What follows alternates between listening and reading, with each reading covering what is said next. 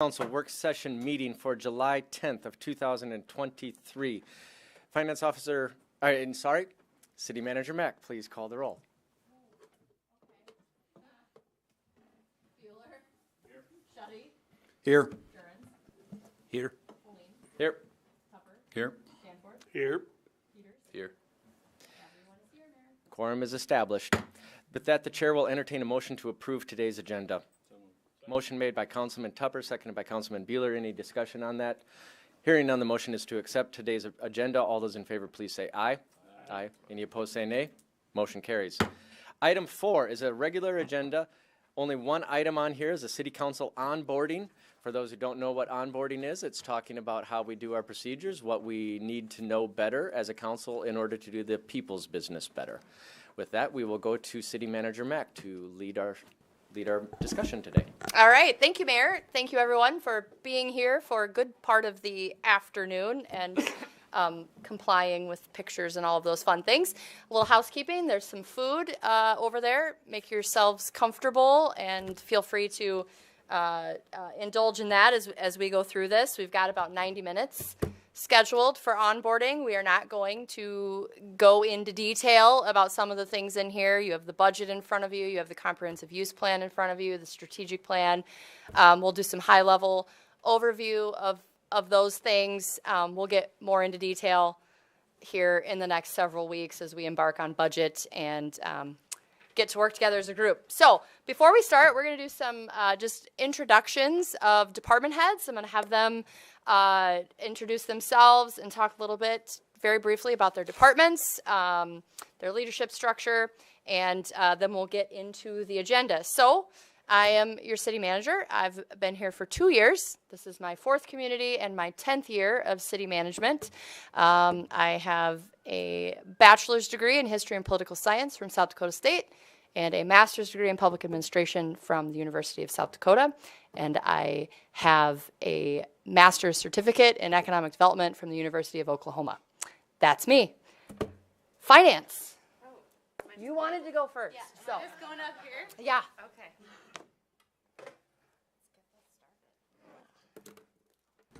Okay, I am Kristen Bobzine. I'm the finance officer. I've been with the city 12 years. Other than that, I will tell you what finance does. So as you know, the finance department is responsible for running the city election. That's one of our things that we get to handle every couple years. We also process all the invoices that are paid by accounts payable. So every department, all the invoices go out to the departments, they approve them, code them, and all those come back to the finance department to be paid. So those come through us. The other thing we do is we also take in all the revenue. So you have the aquatic center, zoo, the ambulance, police, all those departments kind of collect the money. All that revenue comes into the finance department, and then we're responsible for making sure it gets into the right revenue accounts and kind of accounted for that way. We also are the ones who help to put together the agenda for the city manager to approve. So we're kind of gathering all the information and getting that ready for city council meetings. The finance department is also the record keeper of all city functions. So everything that's a deed, a contract, a bid, all those requirements that the state puts on us for record keeping, those documents do come back to the finance department to be stored. We also are in charge of the licensing, so all the alcohol and business licenses come also through the finance department. We also help all the departments. Our departments are really good at looking for grants, and when there's those grant opportunities, the finance department is usually the one that's making sure we're in compliance and making sure that we get the reimbursements that we're seeking for those grants that all the departments got. Finance also plays a pretty big role in the budgeting process.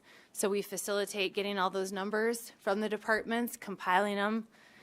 I kind of review essentially what has all come in, and then I work with the city manager to bring that budget forward to the council. Finance is also responsible for keeping track of the insurance as far as the liability and the property. So we also keep that in line, take in any claims that are against the city, and we manage the processing of those. And last but not least, it's a really exciting thing. We also do the city surplus auction. We do that about every year, so that's exciting. But other than that, that's finance. Is that good? That's great. Okay. Thank you.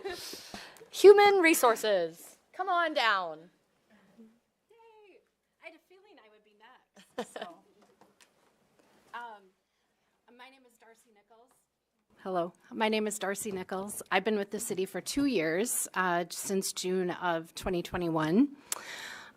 Personally, I have a government and international relations degree from Augustana University and a master's degree in counseling and human resource development from South Dakota State. Also a husband, a daughter, and a dog, for those of you who may be on the animal control board. All right, so from Human Resources, our organizational structure is myself as director, and we have 2 human resource generalists. We're primarily responsible for everything in the life cycle of an employee with the city. So from, even posting jobs. So obviously before you become an employee, we do recruitment.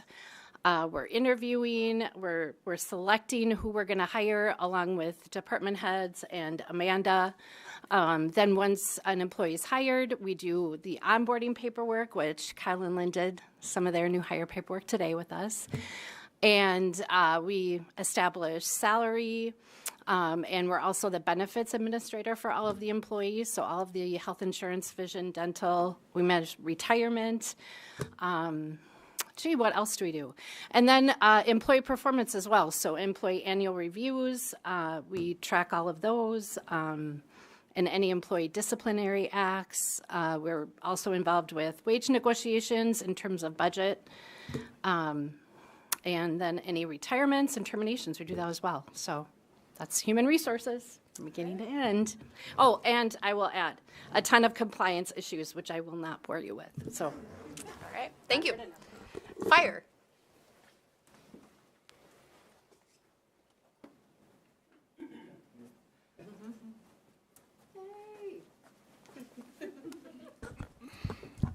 Thank you, Amanda.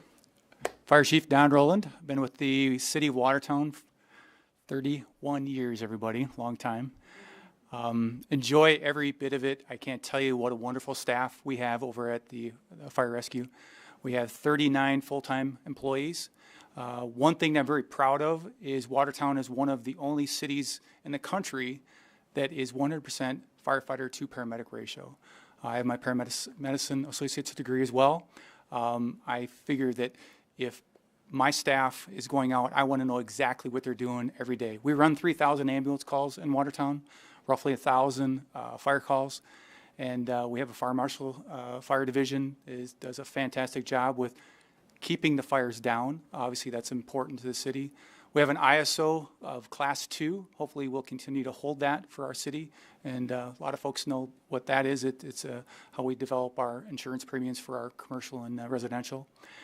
As far as the department in general, we have 2 stations. We currently have the downtown station. We have 500 Golf Course Road. I know that Lynn knows that station out there as well. We have a training center out there.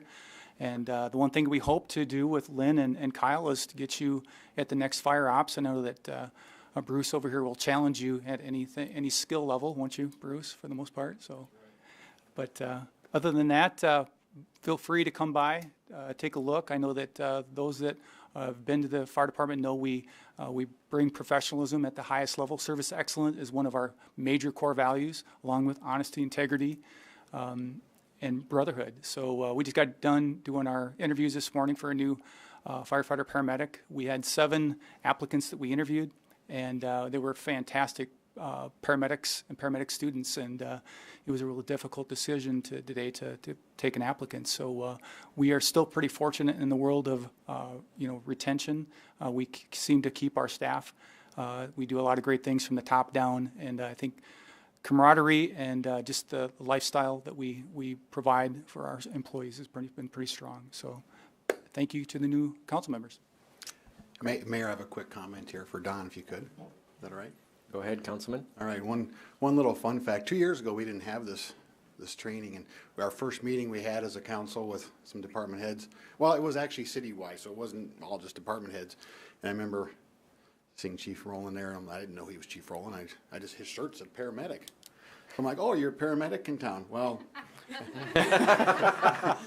actually, I'm the fire chief. Oh, okay. So I appreciate this, paramedic. we're doing this year. Thank you. so You are much, still a Councilman paramedic too with my. Yes, I am. training, so- Yes, I am. Not going to get rid of that ever. All right, police. Thanks, Amanda. Congratulations to Kyle and Lynn. Good job. My name's Tim Toomey. I've been with the police department for 24 years, since 1999, where I started on the reserve program. I have a bachelor's degree in criminal justice. I've been in administration for, golly, well over a decade now. So but my only place working in law enforcement has been the Watertown Police Department. We're a proactive and progressive police department. We take pride in being a part of the community and having the community support. We don't see the pressures that some of the other cities in the nation are seeing. We're broken up into some divisions inside the police department. We have our command staff. There's 5 of us. I have an assistant chief and 3 captains underneath me. And then we have 4 patrol sergeants, 1 criminal investigation division sergeant, and then 1 community engagement sergeant. Our community engagement division is included with a mental health officer, a community service officer, an animal control officer, and code enforcement officer. Our criminal investigation division is overseen by Captain Kirk Ellis, and he has 4 detectives under him. 1 is crimes against children, 1 is narcotics, 1 is general crimes. So we're a full-service police department. We shine in this area of the state, and we will continue to do so. We have a full dispatch center. We serve 6 other counties other than ours, or 6 counties total. There's 14 employees inside our dispatch center. They receive over 60,000 calls a year. In Watertown, we receive about 24,000 calls for service each year. So we stay busy. Yeah, I don't know. All right. How long you been chief? I've been chief for 2 years. Hopefully making it 3. All right. Your review's next week. We'll see. Just kidding. Thanks. All right. Library.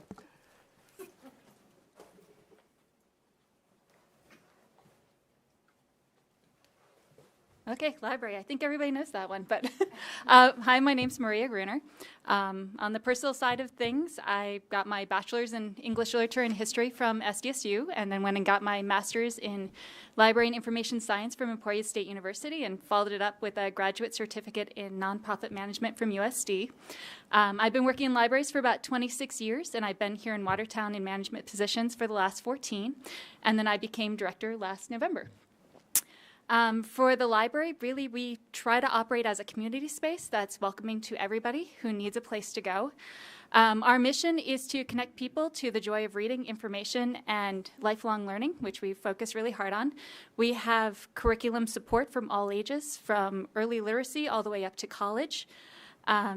Obviously, programming for all ages, story times for the littles, D&D for the teens, and everything from classes to learn how to do things to historical speakers, and even just coughing and coloring to help people socialize who don't really get out of their houses much. We have the books, obviously. We also have a library of things that most people don't know about. You can borrow from the library anything from a bicycle to a hotspot to a zoo pass to get your family of 5 in free to Bramble Park Zoo. So we just have a whole wealth of things, and if you'd like to see everything, you're welcome to the library. We'll give you a tour anytime you want to stop by. I guess other than that, we're a little unique in the fact that we have a governing board for our library board, and there is a city council liaison on that, and they kind of oversee all of the broader issues from our budget to our policies, and just kind of overarching things around the library. All right. Thanks, Maria. IT. Is Pete around here? Yeah, Pete's here.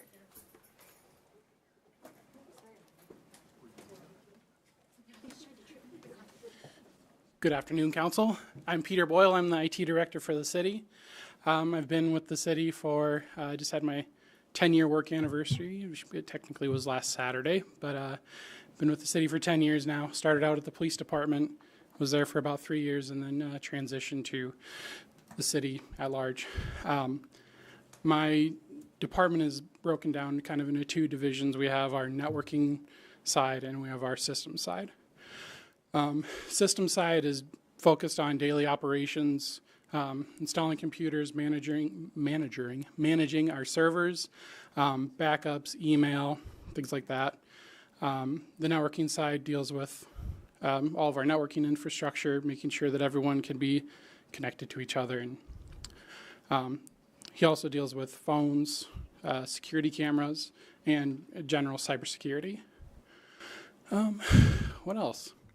Those are kind of the big options. We have a part-time employee, Nick, over there. You'll see him a lot in that chair, recording the council meetings. It's another thing that we do. Yeah. I think that's probably the long and short of it. Okay. Yeah, right. A lot of behind the scenes work. So we're here to support you guys in any technical ventures you have, anything you need. Yeah, that's what we're here for. Here to serve you guys. All right. Thanks, Pete. Park and Rec.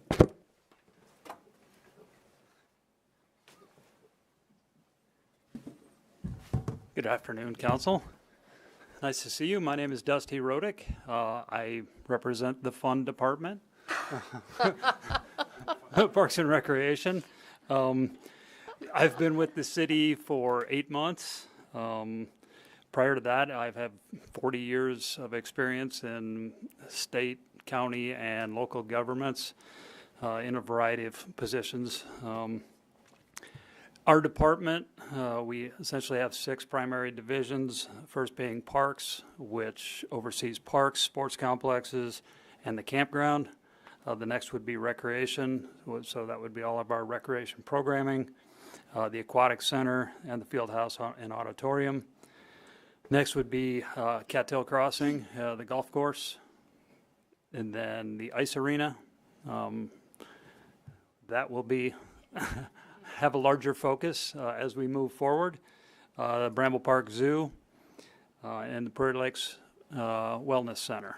Those are the 6 primary, and along with that, I guess the Forestry Division also falls under the Parks, and Cemetery is also just kind of one of those little outliers, but that's our primary responsibility. I guess the last part isn't necessarily a fun part of the Fund Department. Cemetery's not. We do what we can. Does that make us the fun haters? Right, yes, it does. It does, yes. All right, Public Works. Hello, good evening, Council. Thank you, Manager Mack. So Public Works is, well, a little bit about myself, Heath Von Eye, Public Works Director and City Engineer. I get to wear both those hats and oversee the Public Works Department as a whole, and then the Engineering Division as one of the 6 departments. I've got a bachelor's and master's degree from SDSU, both in civil engineering, and I've been in the public sector for a little over 20 years, state and local government work, primarily local government, and been with the City of Watertown coming up on 5 years in August, minus a 3-month sabbatical that I took about a year and a half ago. So the Public Works Department, as I mentioned, is comprised of 6 different divisions. Those include the airport. Rob Cyrus is the airport manager. He's not here this evening. He had an appointment he had to be at. But of course, airport operations are pretty self-explanatory, and they do operate under the advisory board of the airport board that just met today, actually. So you'll hear from time to time about activities at the airport board level as well, bringing forth recommendations to you as a council. Second division is community development. That's managed by Brandy Hanton. She's in the, I think all the rest of my comrades are in the back row there tonight in the peanut gallery. So Brandy has been with the city for quite some time now in the planning realm and was recently promoted a year and a half, 2 years ago to community development manager. And that division oversees the planning and zoning and building functions for the city. The third division would be engineering, and because of my role as a public works director and city engineer, I rely very heavily on Justin Peterson, who's the assistant city engineer, who pretty much helps lead that division with any assistance he may need from me from time to time. But engineering we kind of think of as 2 different functions there. One is the regulatory development function, where they review and permit all the development activity related to the public infrastructure side of things. So they work very closely with planning and zoning and building, but they're looking at the plans and things for the public infrastructure the water, sewer, storm sewer, streets, those kind of things that they look at, make sure the developers are installing them in accordance to our regulations. The right hand of the engineering division is the capital side, the capital improvement plan. Those are the city projects that we either design in-house or use consultants to design and then construct them throughout the construction season. So that's kind of how we break out the two functions of the engineering division. The next one is street maintenance. Rob Bain is the street superintendent, is with us tonight. He too has a wealth of knowledge, a lot of years with the city. And street maintenance is just that. They do all the snow removal in the wintertime and street pothole repair, patching, stormwater maintenance, all kinds of that general maintenance function. They collaborate very closely with engineering. Engineering runs the construction projects, all the street repair projects, but we plan and program and bid those in tandem with the street division so that everybody's on the same page with what's going on in the street network. Solid waste is another division. We have an interim solid waste and wastewater superintendent in Craig Mitchell, who's with us tonight. Longtime superintendent Mike Berger just recently retired here as of just a little over a week ago, and he had been with the city for 28 years, and we're fortunate that Craig Mitchell came on, I think, the day after Mike did, so he's got just as much internal institutional knowledge as our former superintendent does.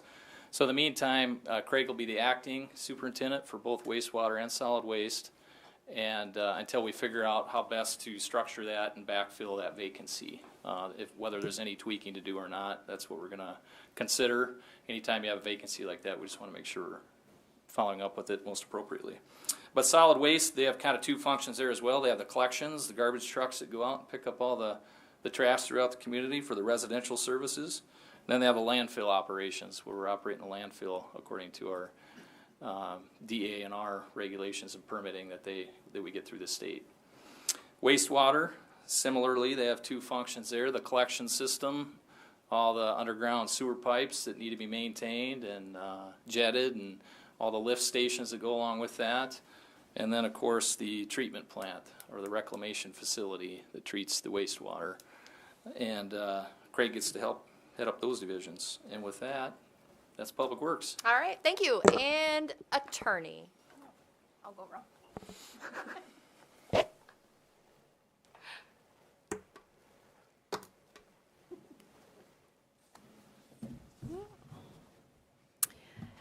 Good afternoon. I'm Lisa Carrico. I am currently the city attorney for Watertown.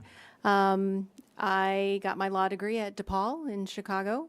I do have a bachelor's actually in film production, and I have a minor in police and public policy. I also served as the interim city attorney in late 2015 and early 2016, I believe at that time under Mayor Thorson. So I currently handle all of the legal matters for the city, apart from things that we refer to our insurance. Usually those are handled by an outside legal counsel, and usually those are what I'm going to call more robust litigation type issues. We do use the firm that we normally use is the Richardson Law Firm out of Aberdeen. That would be Jack He, Brian Vogel, and various others. I've worked with all of them before, and they're all good people. The department heads basically refer to me what they need answered. Again, all these department heads, as you already heard, are very experienced. So I'm not reviewing necessarily every single contract that comes through the city because this isn't their first rodeo and they know what to look for. So the questions are normally isolated and specific. And they usually will copy the city manager so that she knows what's going on. And I also get some questions from council. Usually those are also copied with the city manager and or come through the mayor, just so that everybody is on the same page of what's being worked on at the time. But obviously feel free to call me, which I think she'll get to later on in this, but that's the legal department. All right, thank you. As was mentioned earlier, we did not do any kind of onboarding 2 years ago when some of you were new to the council. I think I'd been on the job for about a week, which is why. So this is going to be Not new information for some of you, but a good refresher. So in front of you, you all have a binder.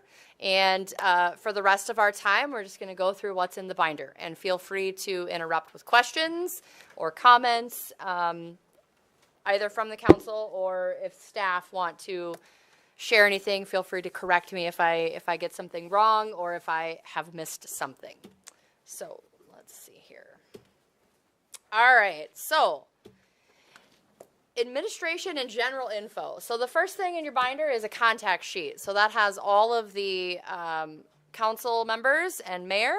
It has department heads, division managers, emails, phone numbers. Please make sure that we're not sharing cell phone numbers out unless you've been given permission to do that. Behind the contact sheet is our organizational chart. And what that shows are all of the departments and subsequent divisions and who are filling those roles right now. So if you have a question about, you know, who reports to whom, this lays it out pretty nicely for you. And then there's just a little one-pager, some interesting information on Watertown and our form of government, which we will get into a little further down the line. But I do think it's important to note that we have 227 full-time employees. We have about 120 part-time employees. So the city of Watertown is one of the larger employers in the community. So the HR department definitely is hopping quite often. And if you go to the next tab, just with some general information, there's my cell phone number.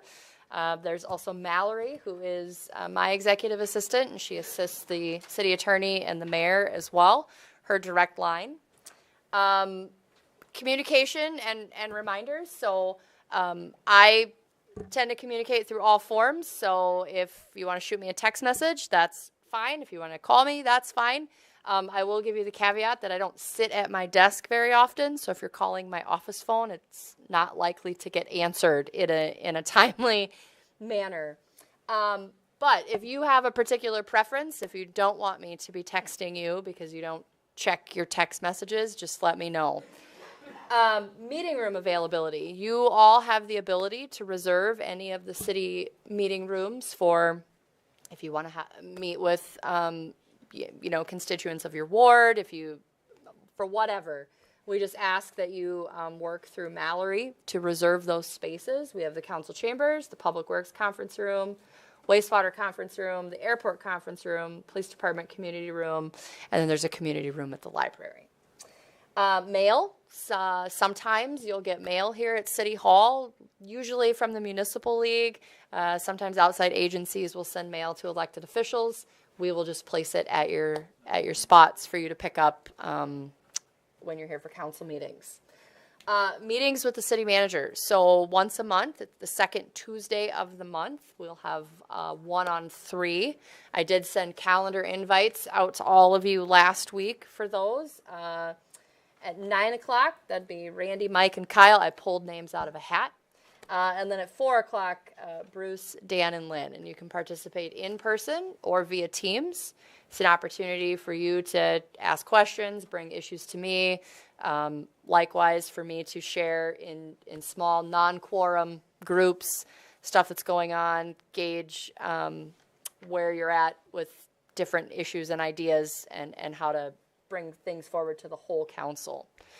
Bi-weekly report. It comes out, it's supposed to come out the Friday after a council meeting. We're still pulling those together.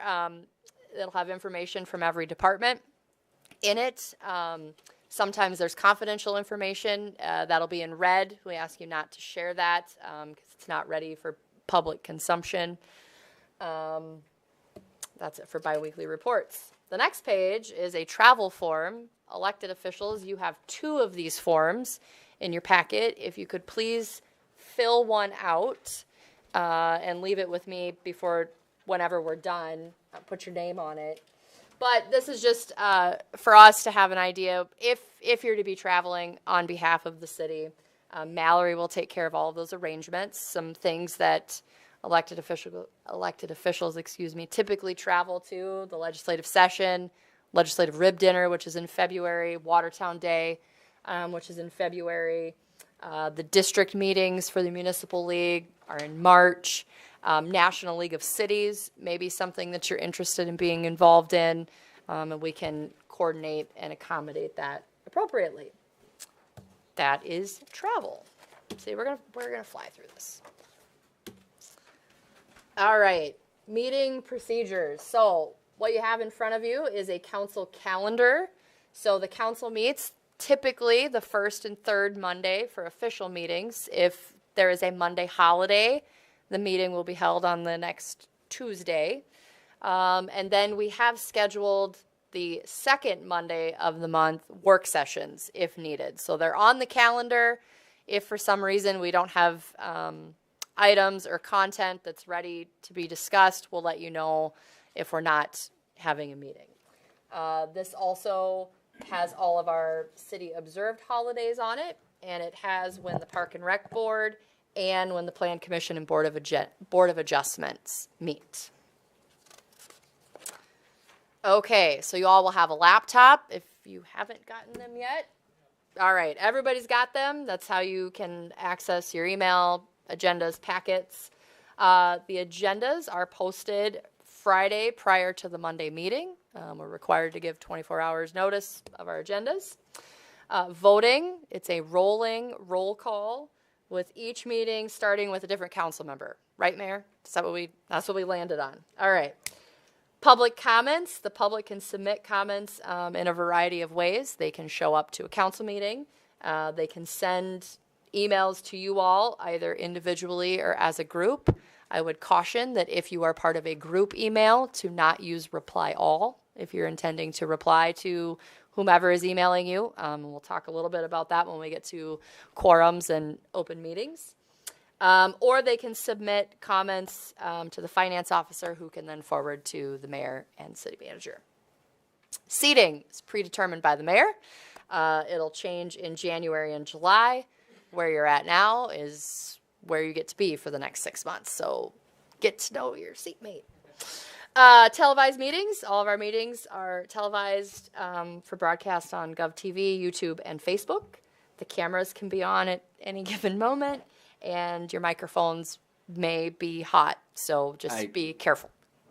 Standard rule, treat every microphone that you ever see as on and open to the public. Seriously. Yes. And if you're here, before a meeting starts, and if you're maybe conversing after a meeting ends, sometimes those mics don't get shut off right away, or they may be on when you come into the room. So just be mindful, because if you say something, I'm gonna have to talk to Steve the next day on the radio about it. So absences, if you're gonna miss a meeting, just let us know and we can prepare accordingly. So the agenda, what you have in your packet is actually the agenda for the incoming council tonight. It does look different for those of you that are returning. We've changed it up a little bit just to provide a better flow and be more concise with the information that we're sharing. So open forum is what we used to call public comment. So that is where members of the public can come and speak to any item that is not on the agenda. It's up to the chair of the meeting to determine for how long they get to speak. You'll see on there. Actually, City Manager Mack, Yeah. we actually do have a rule that we instituted several years ago that no one can address the council for longer than 5 minutes. Oh, brilliant. There you go. No longer than 5 minutes. Presentations and reports. So this would be where we would have liaison member reports. We did an ice arena presentation a few meetings ago. Sometimes members of the community want to come and report on something that they're working on. Public hearings and second readings, ordinance first readings, it's pretty standard. Other business, those would be items like on the outgoing council agenda, we have acceptance of the strategic plan. And then we have an opportunity for council members to make announcements. So Councilman Tupper, this is where you would have talked about fireworks and introduction of topics for future discussions, either at a work session or something to be brought to the next council meeting. So this is where you all have an opportunity to say, hey, where are we at with X? We'd like to have another discussion. City manager's report, I'll give an update, so it's a public update on what's going on in the community and any announcements that I'm aware of, and then if we need to have an executive session. Any questions about that? Yes, sir. Your name was what? Amanda. Yes, yes. Yeah. So on your, so these are the agenda headings. Yes. So if there's nothing listed there. There is then nothing. There's nothing. Correct. Otherwise, even if there's no action or whatever, there'll be some notation as to discussion, consideration, or Correct. something. Yep. So, for example, on this agenda on other business, there's nothing because there aren't any topics that fall under other business for tonight. But City Manager Mack, just to clarify Yes. something for the council, let's say on the agenda for tonight's meeting, there is nothing under item 8 or item 9, contracts and first readings. So it would be my intent to speed the meeting along to not even notice those if there's nothing listed under them. Right. To just skip. Yeah, through I them. think that's fine. Okay. And I don't want to preempt you if you had anything more to say about executive session. I do. Okay, I will In wait. another I will wait section. to hear your comments Well, on executive Lisa session. has more to say about executive session, but yes. Okay. The next page is one of the agenda cover sheets, and wanted to share just a little bit about these. There's a lot of work that goes into getting an item ready for a council agenda and for you all to take action, whatever that action is. So there's background information that gives just that, the background of the project, of the item we're asking you to consider. There's the financial impact, so especially with the public works items that come forward, they usually have dollars attached to them. So it'll give you the budget that was approved, how this impacts the budget. And then we do provide a suggested motion, which is the staff recommendation either for approval or denial of whatever item is in front of you. Did you all, the team, do you all have anything to add about the cover sheets? Okay. All right. Robert's Rules of Order. We do adhere to Robert's Rules of Order. With the exception tonight, during the outgoing council meeting, we'll have a second reading of amending the council procedures to allow for roll call votes to not be done alphabetically, basically is what that is. And there's a few sheets in your packet that are just overviews, basic characteristics of motions, but our mayor is an expert at Robert's Rules, so he's going to talk a little bit about that right now. Thank you very much, City Manager Mack. For everyone on the City Council, everyone in the public, I'm a strong adherent to Robert's Rules simply because I believe that they make a meeting functional and productive. According to the rules of governance in Watertown, the Home Rule Charter takes precedent, but the Home Rule Charter is largely blank upon the proceedings and the powers of the City Council. Therefore, you go to ordinance, which takes second precedence. Second precedence in the ordinance basically says that anything that is not covered directly in ordinance, which is not much, is directly covered by Robert's Rules. Therefore, Robert's Rules, I would say, covers a very large percentage of all of our meetings. And the intent of Robert's Rules is to have one item under debate, have a good debate, but bring it to a closure at the end. And it is also to protect the rights of the officials. I believe under my watch, you can count on me protecting the rights of any elected official, any person to speak, even from the public. And that's to give equal rights, but in the end, it's majority rules, but the minority rights must be respected. So the minority has the right to speak against something, but the majority vote will always cover or carry the day. The main intent for the Roberts Rules of Order is to assure the people of Watertown to know what we are doing and why we are doing it and what the result is going to be, so that they can see the form of governance they have, they can see us in motion, and they can understand why we vote a certain way. The motion, the very basic rules that you need to know if you don't know much is there will be a motion suggested on the cover sheet. That will always be the motion that I go with to start any debate. If there is a secondary motion, like if you don't like the main motion that was covered, let's say, let's pass this ordinance, then you have to make a substitute motion, and I can walk you through that, or an amendment. But we will always start with a motion and a second. Most motions have to be seconded. And as I always say, if you have any questions, just you can ask me ahead of time or during the debate or during the conversation. Some of the ones that I would like you to know about is the one that we tend to use the most is a suspension of rules. And that's not for any nefarious reason. It's really just if we forget to put something on the agenda within 48 hours ahead of time.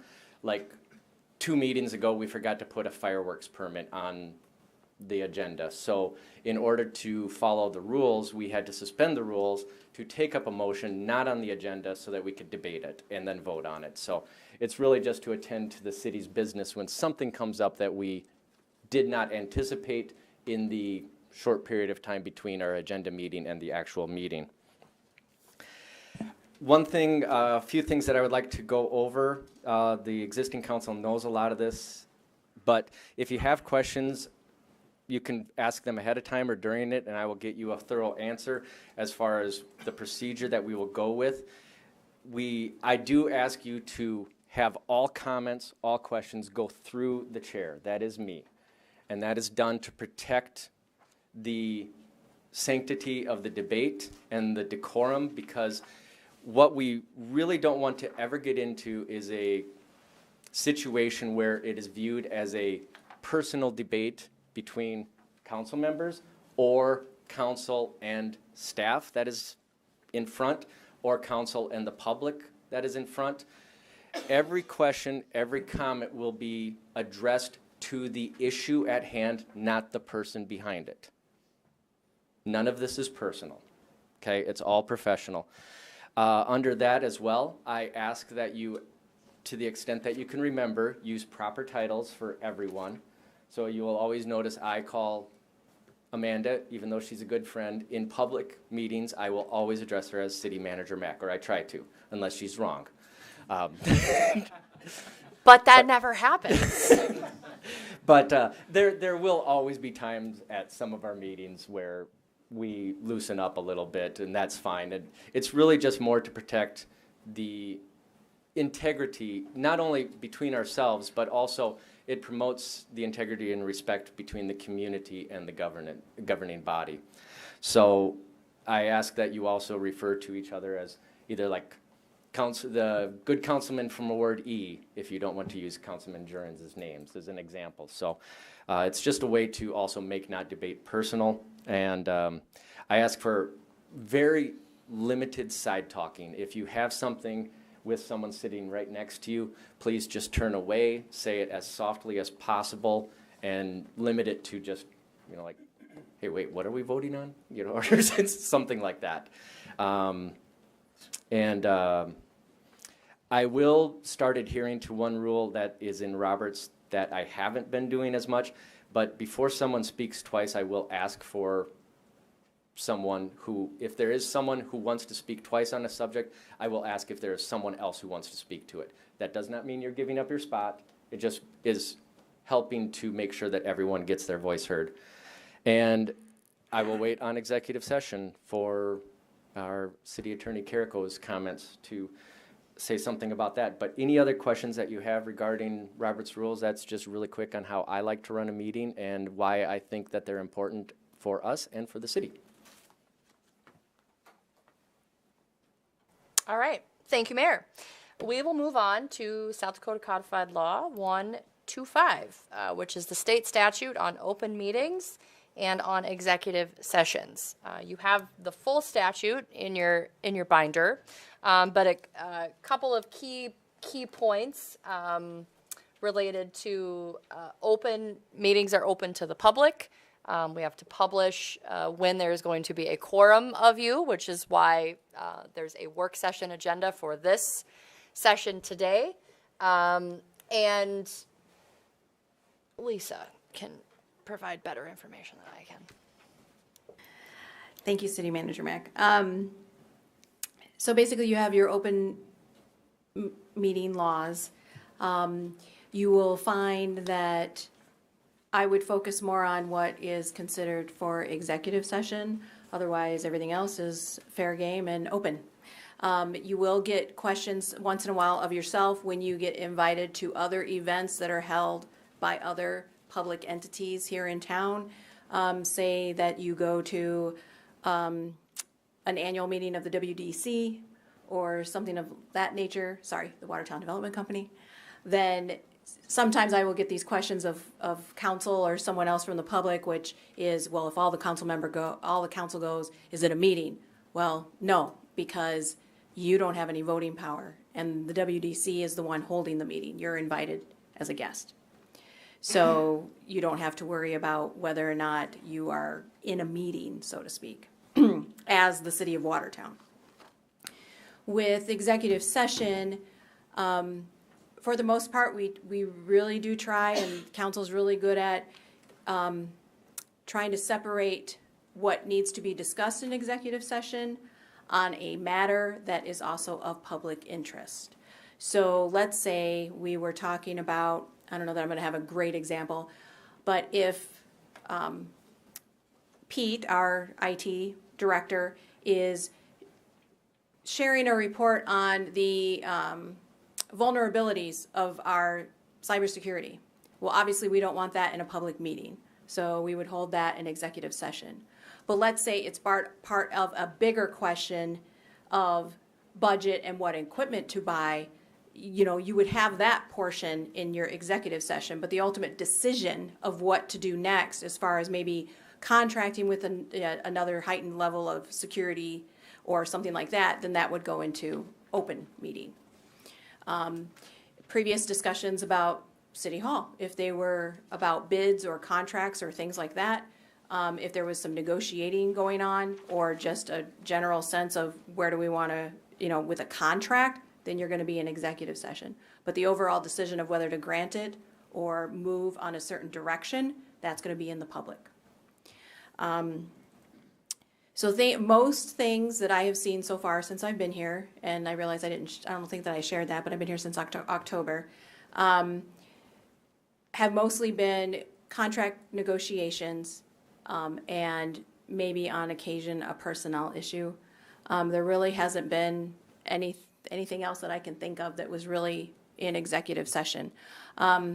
Things like, which the city manager pointed out, if we're negotiating a price, perhaps on a piece of land, or whether or not you even want to even entertain buying a piece of land or selling a piece of land, that would happen in executive session. After that, everything else after that would be in public, for the most part. I can't think of any other comments about that other than to say, don't be afraid to ask. We get these questions all the time. So, and with that, I turn it back to City Manager Mack. I would just add that we will likely ask for an executive session to discuss, union negotiations and get some guardrails and parameters from you all before we go negotiate with the unions. So that would be another topic. And I apologize, I don't know if it was in the packet. Did you want to focus on the blind copying of emails? Yeah, go ahead. So to avoid the open meeting laws, you will find that the city manager or another department head will email the entire council on something that they want to inform them about, but they'll blind copy them. And that is to help protect against the reply all mentality, because if you hit reply all council are now engaging in a meeting and it hasn't been noticed and it's not public. So you want to be careful not to respond to all. If you have a comment though on what one of the senders have said, just reply to the sender. And then they will take that initiative of consulting with the remainder of council if needed. Mayor, did you have anything to add? I just wanted to make clear that We largely take executive session as a matter of course. It's usually a unanimous vote.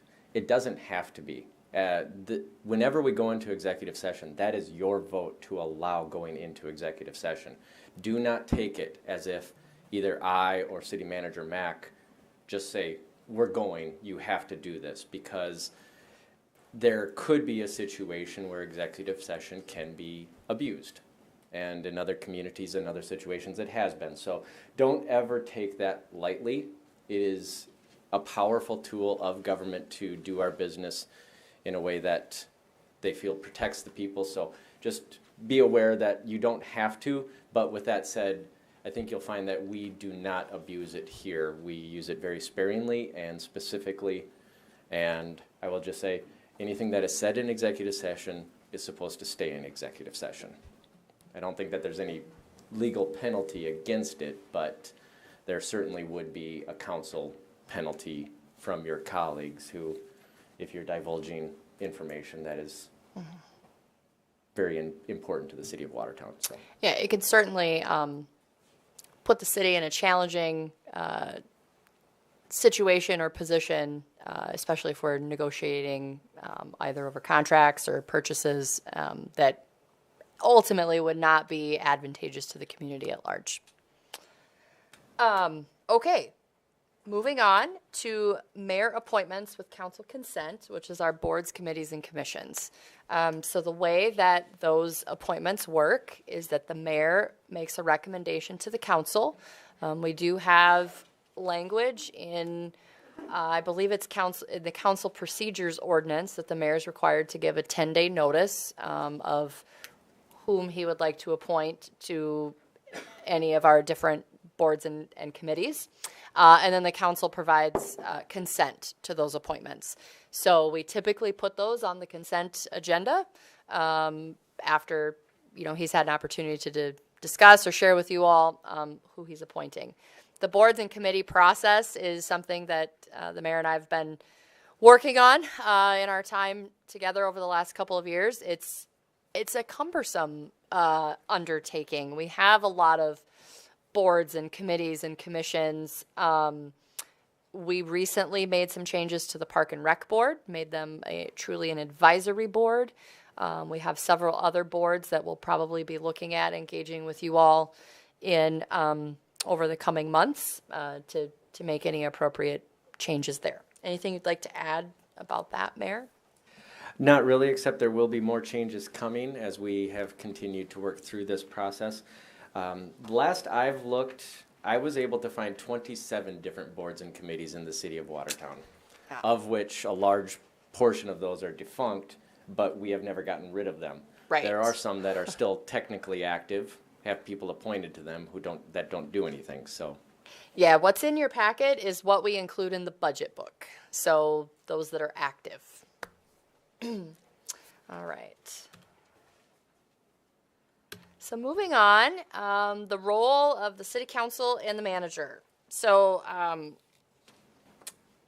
in your packet, you have Chapter 9-10, which is the South Dakota Codified Law on City Managers. We are a home rule charter community. So where the charter is silent, we defer to state statute. So if there are things that we are trying to do as it relates to the city manager form of government, the city manager position, if it is not clearly defined in the charter, then we defer to the statute. Is that correct, Elisa? Okay, make sure I was saying that correctly. So that's in there for your review. You'll notice, if you're looking through it, that they put there are some limits in there. For example, I think it's a $200 spending limit on the manager. We have adopted policy, a resolution that gives the manager more spending authority than the $200 statute limitation. We can do that because we're a home rule charter, and as long as we have an approved policy, we can deviate from what the statute calls for. Next in your packet is a fun little just diagram on how we should be communicating as elected officials, as staff, and as the city manager.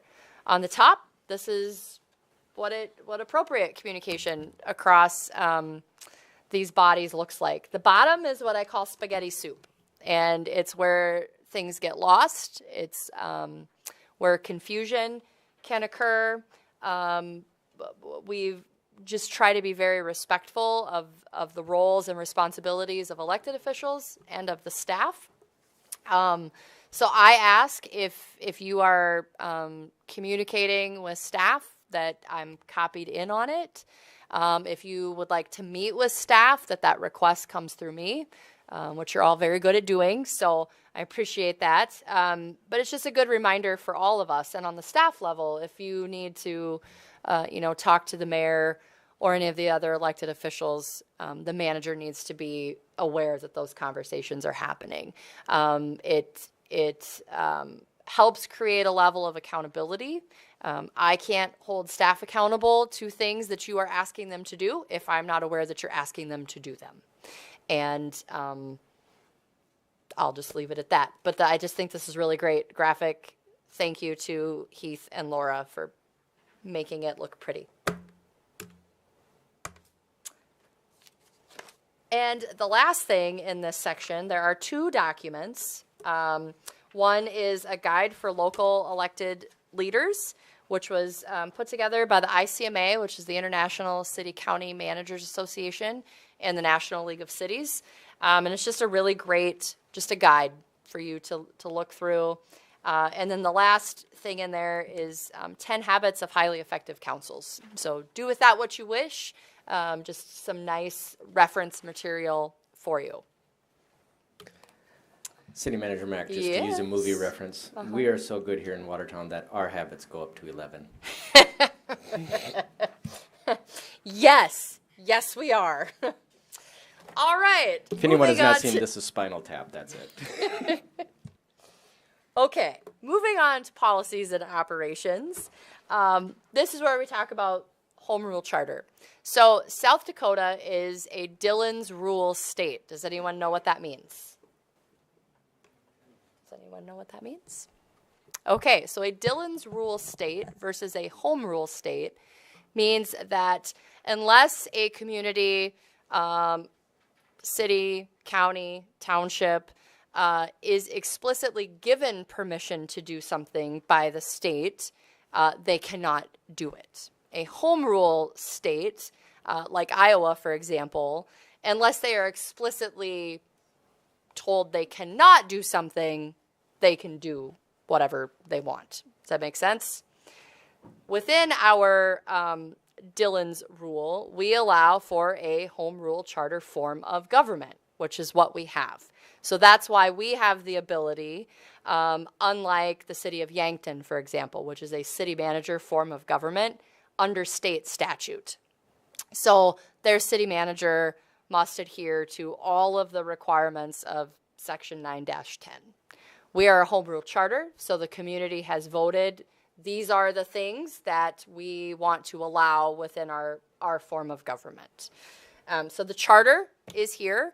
Like I said, the charter takes precedent where the charter is silent, not just with city manager, but with budgets and purchasing and all of those things. Then we defer to state statute.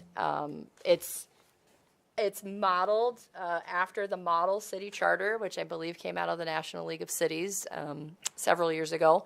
They do an update to the model charter every so often that the Charter Commission, I think, probably looks at and takes under advisement.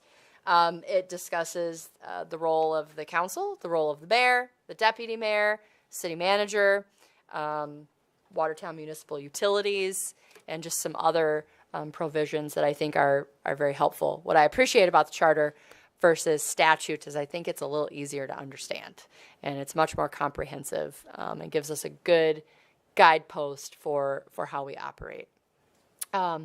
City manager form of government, I report directly to the council. You all 7 of you, are my, or whoever sits in this seat in the future, boss.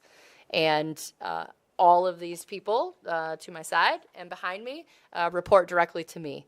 And that's, I appoint them, and unappoint them if that were to ever be the case. It won't be. They're all wonderful. But that is how the governance here works. The council is a visionary body that sets policy, and it's the manager's role to implement and enact those policies and the vision of the council. Questions about that? I think Bruce has a question. He looks very thoughtful over there. No questions? Okay. Anyone else? Okay. Also in your packet, beyond the charter, there is information on conflicts of interest, and Codified Law 6.1 describes conflicts of interest from the state statute, and then in our charter, section 8.01 also defines what a conflict of interest is. City Attorney, did you want to comment on conflicts of interest at all? For some, there's obviously a difference between just an apparent appearance of a conflict and then an actual conflict.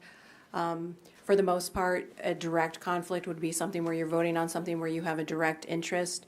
An appearance of a conflict could just be that, for lack of a better phrase, let's just say a family member or a business that you used to work for, or something of that nature that's involved. It's not a direct conflict if you're not working there anymore, but it could give an appearance of one. So really, it's a lot more about disclosure. And then if it's an appearance of a conflict, you could disclose, and then it could just be that you vote anyway. But because you are disclosing up front, though, that there is this appearance of a conflict.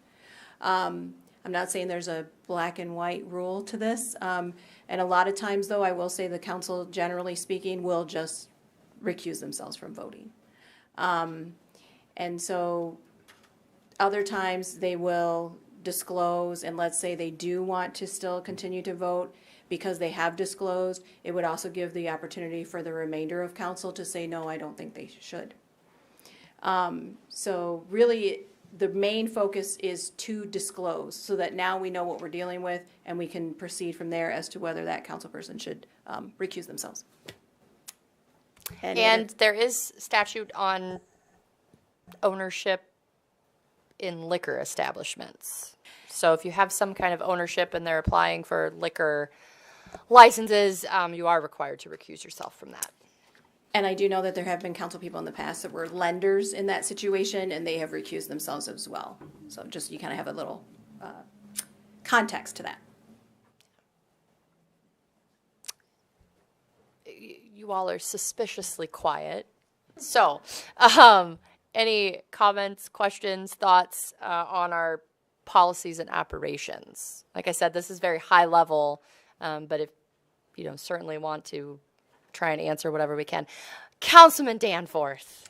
If I may, Mayor, I think just a comment that it wasn't brought up. Under the Home Rule Charter, I do believe, is it every 5 years or every 10 years? 5 years? Every 5 years we have the option, I believe, to form a commission to evaluate that. So that wasn't said. So we're probably, good. 2 years? Almost 3 years into this one now, right? I think the next review is in 2027, actually. Yeah, so just a point of just addition to that's great. that Thank you. process, yep. Anyone else? You newbies? All right, okay, I'll just keep going. In that section is also Chapter 6-12, which is the state statute on home rule charters. If you're bored one evening and just want to learn, there's great information in your binder. All right, moving on to the extras. So at your seats, you have a copy of the 2023 annual budget. You have a copy of the comprehensive use plan, because some of you have a hard time finding it on the website. So there's a hard copy for you. You also have a copy of the 2022 to 2027 strategic plan that the outgoing council is going to accept this evening. There is the procurement policy, which is newly adopted here just a few months ago, that lays out for us how we purchase things, who has what spending authorities, etc. And then there is a section on the working genius that I do want to visit with you all a little bit. So we have been, as a leadership team, and frankly as a staff, have been working through the 6 type of working genius for the last several months. And the simple discussion about working genius is it's a process by which work gets done. And it's about 20% personality and 80% how work gets done. So there's an assessment that you take. And the geniuses are wonder, invention, discernment, galvanizing, enablement, and tenacity. And what's here is this is our leadership map. So it shows you where we're strong in these geniuses and where we might have some gaps.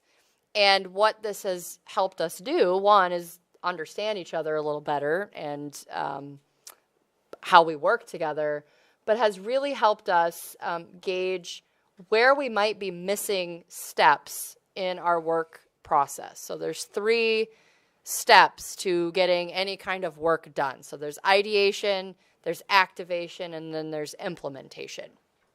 And typically, where we get a little lost is in the activation piece. So that's the discerning, so making sure that that the ideas and the wonders are what they need to be, that we're asking the right questions. And then it's galvanizing, so it's getting people, the right people on board with whatever it is we're trying to do, whether that's an internal, policy change, way we operate, or it's something external, like the City Hall discussion, or the downtown park.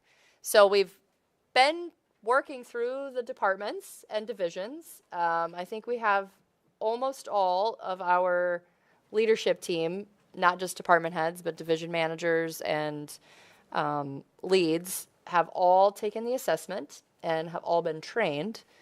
Everyone has 2 geniuses, everyone has 2 competencies, and everyone has 2 frustrations. And when we learn this about each other, I mean, you could be very, very good at your frustrations, but you go home sort of drained and frustrated because you've spent your entire day galvanizing people, and that is not what brings you joy and energy and fulfillment. I share this, one, because it gives you a little insight to how we're building our team and the work that we're doing around leadership and team development. 2, it's a snapshot of, what provides joy and fulfillment for us and what brings a level of frustration that can cause some burnout. So we're trying to prevent that. And 3, I would really like you all to take it. So the mayor and Randy have taken it. 1, because I think it would be good for us as your leadership team to understand where you all find joy and fulfillment in the work that you're doing as elected officials. And 2, it can probably help us fill some gaps in some of the projects that we're trying to do and some of the work that we're trying to get done. So I'm going to send you the assessment, and we'll see where the results come. I got some ideas, so I would like to know if I'm accurate in what your geniuses are. But it's been a lot of fun, and we've had some really great feedback from our employees and our team who've gone through this, because it is very insightful. It helps take away the guilt of feeling like I'm not good at this, and it most importantly helps take away the judgment that we might inadvertently place on our peers and our coworkers. Well, why aren't you good at that? Or why aren't you doing that for me? I don't know, that's not where I want to spend my time.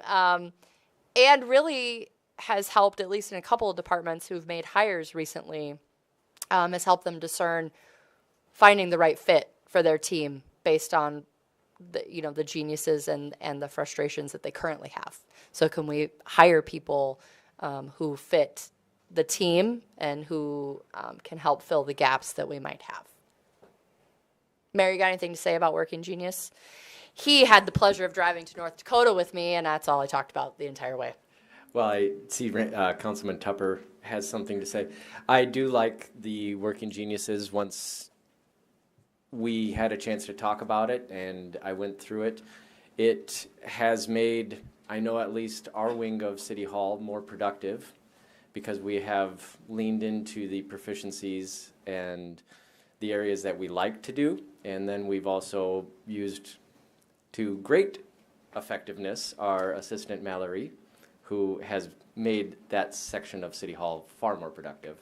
Not that we were doing bad before, but it's just working together in the best way possible, and it's understanding how to work together. I'm embarrassed to say it took me about a half an hour into the first meeting to realize those are all cogs in working how, how the cogs can work together to make the machine better run. And it spells widget. I don't know if you picked up on that. I did get either, that so. part, but the cogs were embarrassing. But once you picture it like that it's just a way to work better together and more effectively, and using the talents of each person to their best. Councilman Tupper? Thank you, Mayor. Get a little feedback there. So I had to look at it. For one thing, I enjoyed taking it. It kind of told me a little bit about myself that I didn't know, and I got the results from Amanda today. It didn't surprise me any of the results that came about, but I can see where, like I say, strengths and weaknesses we all have. So to place those people that are, to place me into a position where I have a weakness wouldn't make any sense, but to place me into a position where I have a strength is better off for the whole community. With the mayor having to appoint people to committees and boards, it'd be nice if a lot of the people you have in mind for these would take that, because there is great people that sit on these. So I can see it as being very great for the entire community and especially the staff. So thank you. So when I send you the assessment, take it. That's the only directive I get to give you all, I guess. So the last thing in your binder is for us to discuss at our small group meetings that'll start here in August, and it's a draft ethics policy. It's a recommendation from the ICMA and National League of Cities that governing bodies adopt some type of policy related to the ethics of how this board will operate with one another. It is just that. It's a draft. It's a starting point. And if you want to make changes, we can definitely make changes. If you want to say we're not doing that, you can say we're not doing that. But it's for you to review. In the coming weeks, we will have discussions about our budget at your spaces. There is the budget calendar that outlines where we're at in the budget process and when you as elected officials will be brought into those discussions for input and decisions. We also will need to schedule probably sometime in August a council goal setting session so we can take a look at our strategic plan for 2023/24. What are those key initiatives that we want to keep moving forward and give direction on? I think that's it for upcoming meetings. And that is it for onboarding. So I hope it has been helpful. I spent a lot of time figuring out what it was we wanted to discuss, and so I'm open to suggestions for in 2 years when we may or may not have new council people coming on, what we could do differently. But it's a great overview of our organization. You got to meet our team, who are phenomenal, and a little bit of insight into what we're doing. So with that, I would open it to any questions or comments. And I got you out of here 15 minutes early. Any questions, comments, Council? Councilman Bueller. Thank you, Mayor. You may want to just elaborate a bit on, like the Board of Governments, we use them along with some learning that probably needs to take place regarding planning. planning board of adjustments actions, all that kind of stuff. I think that's something that really will be important, especially to the new folks, even some of the folks been on a long time, as we move forward to try to bring themselves up to speed with planning and zoning and board of adjustments. Are you talking, you said Board of Governments. What do you, I don't know what that is. I'm sorry. Takis. Oh, sorry. Council of Governments. Sorry. I was not tracking what you were saying. So we do have a plan commission and board of adjustment. They have a big role, and it's entirely volunteer. And they provide a great service to the community and provide recommendations to you all as it relates to planning and zoning matters. One of the goals through strategic planning is to do training and onboarding, not just with the Plan Commission and Board of Adjustment, but with all of our boards and committees.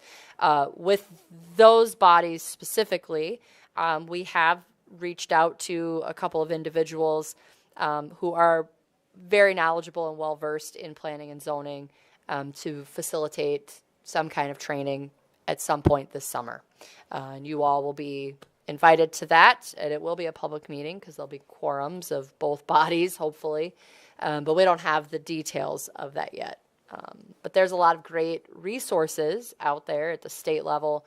Council of Governments like First District, they live and breathe planning all across the state, planning and zoning, so they can make sure we're on the right path.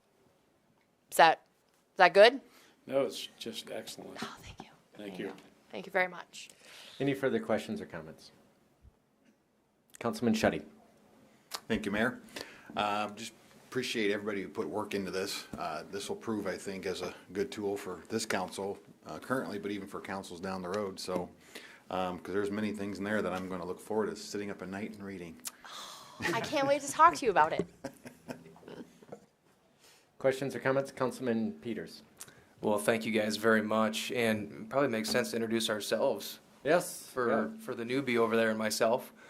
So Kyle Peters, I grew up on a farm ranch in White Lake, South Dakota. I attended SDSU for 4 years, ag business, and then got a minor through Northern State for banking and financial services. So I spent about 4 years in banking and then 3 years with the South Dakota Governor's Office of Economic Development. So my wife and I lived in Pierre for about 3 years, and we moved here about 2 years. So we've got 2 kids, Addie and Branch. Addie just turned 2, and Branch just turned 6 months, so we chase them around quite a bit.